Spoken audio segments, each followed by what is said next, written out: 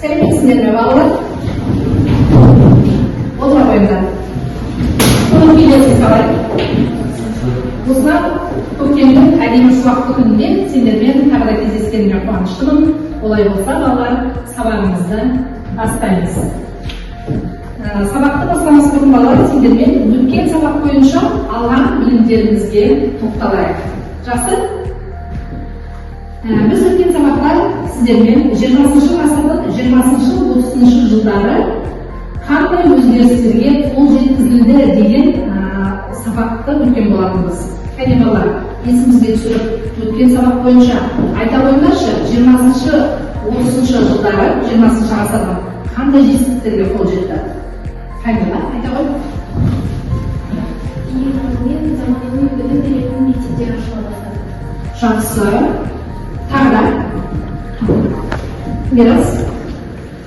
Кәсіби білімді жалпы бар адамға Оқытуға мүмкіндік бар иә? Жақсы. Тағы да не айтасың? Жаңадан оқу орындары ашылды. Жаңадан оқу орындары ашылды. Ұлпан, сен не айтасың? Қала жиналды комиссарының білім беру жүйесі белгіленді. Али?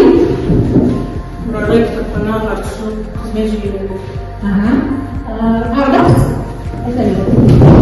Жоғары оқу орындары ашылды. Жақсы, жаңадан жоғары оқу орындары ашылды балалар. Яғни балалар, біз Қазақстандағы 20-шы ғасырдың 20-30 жылдары білім саласындағы, қазақтың білім саласындағы өзгерістерге, жаңалықтарға осылай тоқталып өткен болатынбыз. Жақсы, рахмет.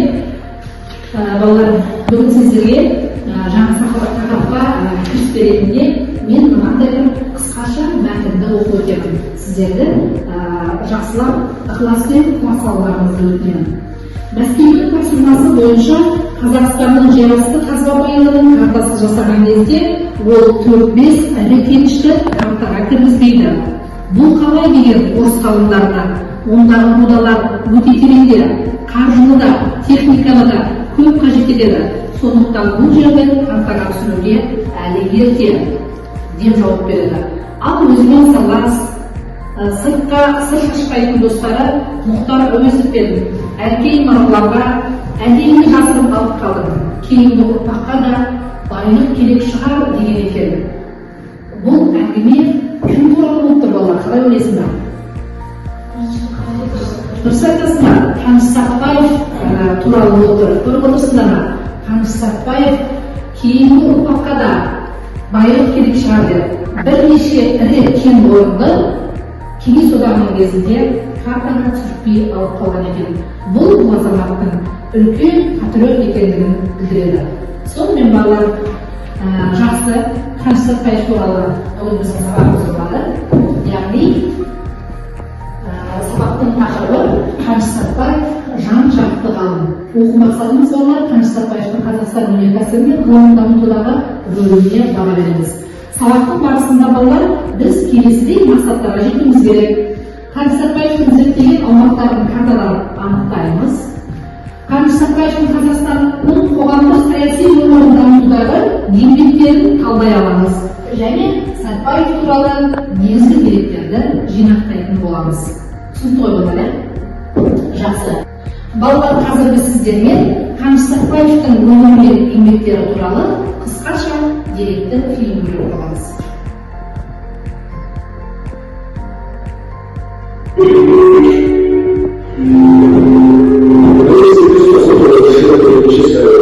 Қазақ даласында талай құжаттарды түрлі тас жинақталатын ерекше орын берген. Оның есімі Ғабдулланың, анасы Ғабдулланың, Қаныш деген Қаныш атап өткен.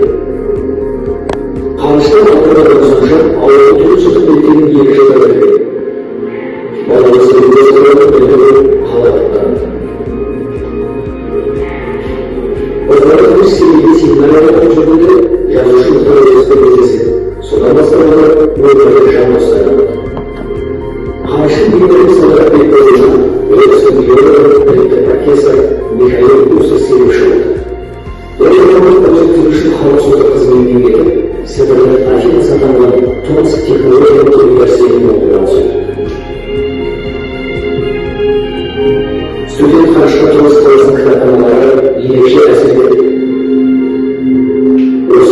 Karşımız bölümü tehlike söyledi.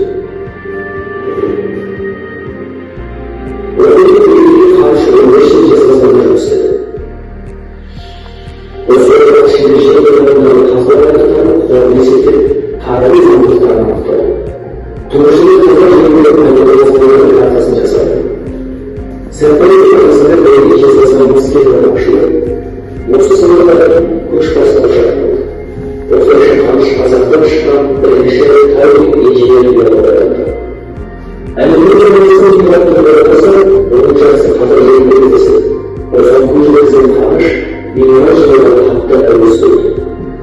Оның зерттеп қадағалаған өнімде неше түрлі фильмдер жасап, сондай фильмдерді жасаған шахматты әлемдік тарихи турдан жарнамалар беруде сыйлады.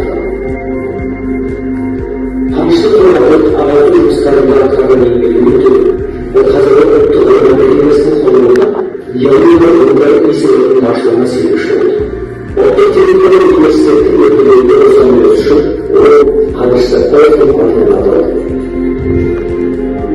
Академик Қаныштың ең бірінші жобасы Ертіс Қарағанды каналы.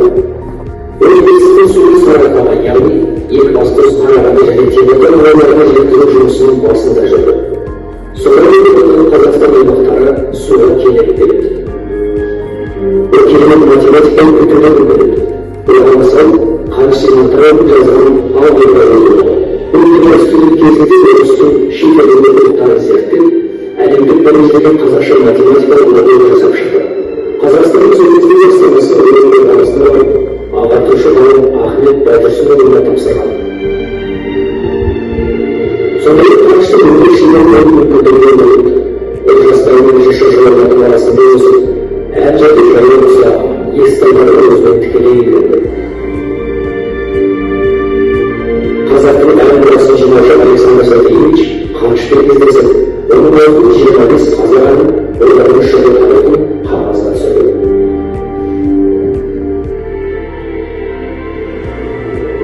Қаныш Сәтпаев Америка сапары арасында әйгілі саясаткер Уинстон Черчилльмен кездеседі. Ол Қанышқа қазақтың бәрі елеулі тұрғында ашқан жабдықтарын жасаған жүйелері әлем күресінің қорғанысы. Қаныш Сәтпаев есімі қазақ тарихында алтын әріптермен жазылған.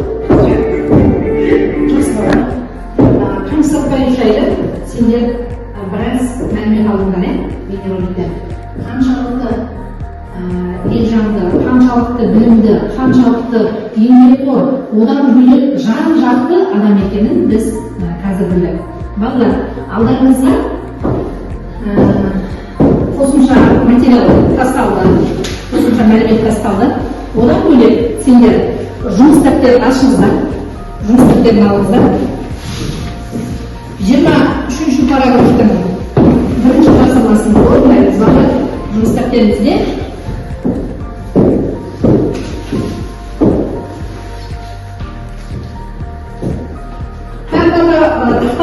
картаны пайдалана отырып, Қаныш Сәтпаевтың зерттеген 3 аумақты картадан анықтаймыз. Жұмыс дәптерінің өзіне белгілейсіздер. Қаныш Сәтпаевтың зерттеген 3 аумағын мәтінді алған видеодан алған білімдеріңізді пайдалана отырып, және Қазақстанның картасын пайдаланып, тапсырманы орындаймыз. Тапсырманы орындауға сіздерге 2 минут уақыт қалады. Кірістік.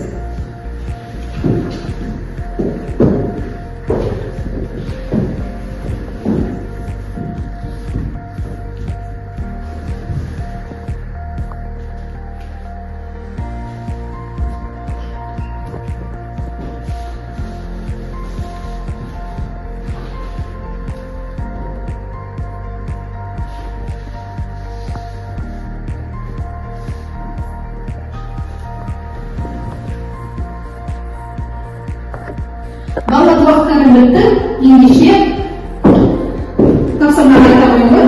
Коллекция, сендер қандай бұл жұптап жұмыс балалар, жұптасып айта қойыңдар. Не белгіледіңдер? Біз картаны және мәтінді пайдаланып Екібастұз аумағын. Екібастұздан ол не ашықты? Екібастұзда ол көмір кенін ашқан. Жақсы. Ендігі аймақты бұлдар айта қоямыз. Ешқашан республикада таптық. Ешқашанда мыс кен орнашқан. Мыс кен орнашқан, дұрыс айтасыңдар. Үшінші, сізде не? Үшінші аймақта ойында? Біз картамен пайдаланып, ауылда әмір темірдің жазу қалдырған тасын оқамыз. Жақсы балалар, яғни сендер қысқа уақыт ішінде мәтінді білімдерді пайдаланып, Қаныш Сәтбаевтың ашқан 3 аумағына тоқталыңдар. Өте жақсы балалар, өздерінің берген тапсырмаларында, өздерінің берген жауаптарында міне балалар бағалау парақтарына алдарында жатыр, өздерін белгілеп отырыңдар.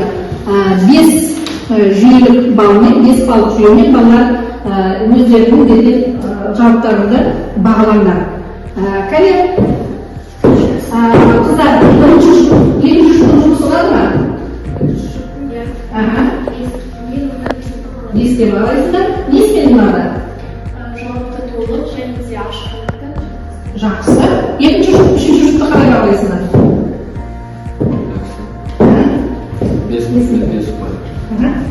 Бес пайға лайықты жауап берді ме? Жақсы. Жұмыс дәптерлеріндегі екінші тапсырмаға көңіл аударыңдар. Екінші тапсырмада біз балалар Қаныш Сәтбаевтың Қазақстанның қоғамдық саяси өмірін дамытудағы еңбектеріне талдау жасаймыз. Бұл балалар жеке жұмыс, әрқайсының алған білімдерді осы кестеге талдайсыздар. Қаныш Сәтбаев ғалым ретінде не істеді? Қоғам қайраткері ретінде қандай еңбегі бар? Академик ретінде оның қандай еңбектері бар? Әнші, композитор немесе биолог ретінде біз жаңағы білімдерді пайдаланып, осы кестені толтыра қойыңдар. Тағы да сендерге балалар 3 минут бар. Мәтінді пайдаланыңыз.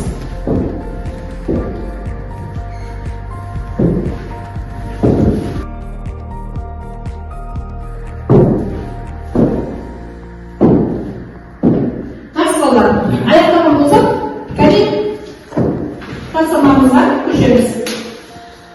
Яғни Қаныш Сәтбаевтың қоғамдық саяси өмірдегі еңбектерін талдау. Ғалым ретінде балалар, ғалым ретінде Қаныш Сәтбаев кім екен? Айтыңызшы. Қаныш Сәтбаев ғылымға функционалдық методикалық анализдің кеңдік әдісін енгізген. Иә, осындай ғылыми оның еңбегі бар екен. Қоғам қайраткері ретінде Камила не айтасың? Қоғам қайраткері ол ғылым академиясын ұйымдастырушы және келесі одағы мен Қазақстанның металлургия мектебінің негізін қалаушысы. Металлургия мектебінің негізін қалаушы. Жақсы. Академик ретінде мұғалім не бітірді? Ол геолог, ғылым, минералогия ғылымдарының докторы, профессор және академик болған. Жақсы. Мирас, әнші композитор ретінде айтамыз? Қаныш Сәтбаев тек қана ғылым емес, әнші болған. Оның баянауыл, іңкәр және тағы басқа деген әңгімелері бар. Және балалар, мен толықтырып кетейін осы жерде. Қаныш Сәтбаев қазақтың ұмытылып бара жатқан, естіден келе жатқан елу шақты әнін нотаға түсіріп, яғни ұмытылып кетпесін, өшіріліп кетпесін деп бүгінгі күнге дейін жетуіне өз ықпалын тигізген азамат. Әнші биолог ретінде Қаныш Сәтбаев не істеді? Ғылым, минералогия ғылымдары докторы, ол 4 рет Ленин орденімен, екінші дәрежелі ұлы отан соғысы орденімен марапатталған. Жақсы, рахмет. Али, ғалым ретінде Қаныш Сәтбаевқа. Қаныш Сәтбаев ғалым, геология және минералогия ғылымдарының докторы. Жақсы. Балалар, жауаптарыңа рахмет. Барлығын тырыстыңдар деп ойлаймын. Және осы тапсырма арқылы Қаныш Сәтбаевтың өміріне тағы да бір еңбек жолына тағы да бір тоқталып өттік. Рахмет. Ары қарай балалар. Балалар, Қаныш Сәтбаевтың еңбегі туралы, өмірі туралы біз біраз мағлұматтар алып, бүгінгі сабағымызды бекіту үшін біз сіздермен балалар соңғы 3-ші тапсырманы орындаймыз. Бұл тапсырма бізде топтық жұмыс болады балалар. Оқулықты қосымша мәтінді пайдаланып, Қаныш Сәтбаев туралы деректерді біз қазір кестеге жинақтаймыз. Осы бастаманы бастамас бұрын сендерге де мынандай сұрақ бар. Қаныш Сәтбаевты жан-жақты ғалым деп айтып, яғни ол тек қана ғылыми емес, және оның мәдени де еңбектері көп екен, иә? Сендерге осы еңбектерінің қайсысы көбірек ұнады? Қане балалар, бір-бірден айтып қойыңдаршы, ғылыми еңбектері көбірек ұнады ма, немесе мәдени еңбектері көбірек ұнады ма? Айта қойыңыз. Мен үшін мәдени еңбектер көбірек ұнады. Жақсы. Еңбектері, Али? Мен үшін Қаныш Сәтбаевтың мәдени еңбектері өте оңай. Айта қойыңыз, кезекті рет беріңіз. Маған ғылыми еңбектері көбірек ұнады.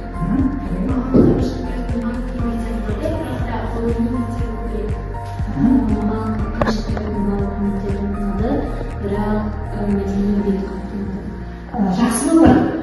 Әрине, барлық еңбек оқылды. Бірақ дегенмен бұл сендердің өздерінің таңдауларына қай жағы өздеріне көбірек ұнады. Жарайсыңдар. Ендеше балалар, біз мына не үшін бөлдік? Біз сіздерді топтастырып алу үшін, яғни ғылыми еңбектеріне басымдылық берем дегеніміз бір топ, мәдени еңбектеріне біз басымдылық берген оқушылар бір топ болып топқа жинақтала аламыз. Балалар, келесі тапсырмамыз енді жұмыс дәптеріндегі үшінші тапсырма. Оқулықты қосымша мәліметті пайдаланып, балалар Қаныш Сәтбаев туралы деректерді кестеге жинақтаймыз. Және топтық жұмыс болғандықтан мен сендерге қазір балалар таратпа материалдары бөліп беремін. Міне осыған өз қалауларың бойынша қандай форматта қаласаңдар, сол форматта түсіндіруге дайындаласыз. Бастай қойыңдар. Сендерге 2 минут уақыт болады.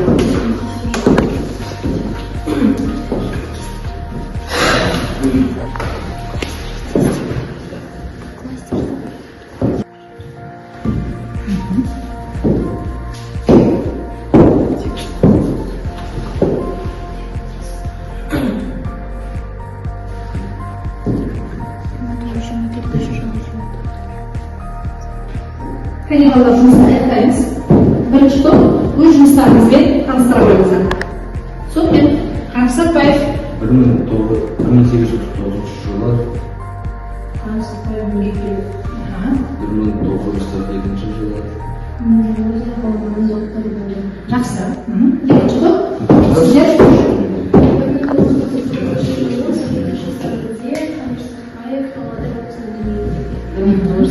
жылы алғаш Қазақстан ғылым академиясының тұңғыш президенті болып сайланды. 1964 жылы қаңтар айында өмірден озды. яғни 64 жылы қаңтар айында Қаныш Сәтбаев өмірден озды. Жақсы балалар. Мәтіндегі барлық негізгі мәселелерді сендер топтастырыпсыңдар. Рахмет. Топ бір-біріңді бағындыршы. Бірінші топтың жұмысы сіздерге ұнады ма?